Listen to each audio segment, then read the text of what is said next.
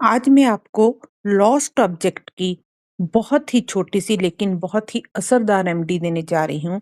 अगर आपकी कोई भी वस्तु खो गई है या गुम हो गई है, अ, कुछ भी हो सकता है, जैसे आपका डॉक्यूमेंट हो सकता है या कोई आपकी खास वस्तु हो सकती है, लेकिन वो घर के अंदर ही है और उसको खोए हुए 3 या 4 दिन से ज़्यादा नहीं हुए, तो आप ये वाली रेमेडी यूज़ कर सकते हैं।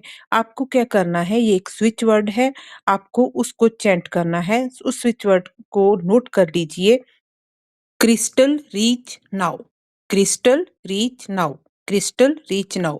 इस तरह आपको बोलते जाना है। आप देखेंगे कि वो वस्तु आपको उसी टाइम या कुछ घंटों में या 1 या 2 दिन में वो वस्तु आपको मिल जाएगी।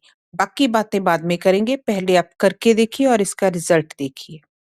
एनर्जी एक्सचेंज के लिए वीडियो को लाइक, शेयर एंड सब्सक्राइब कर दीजिए।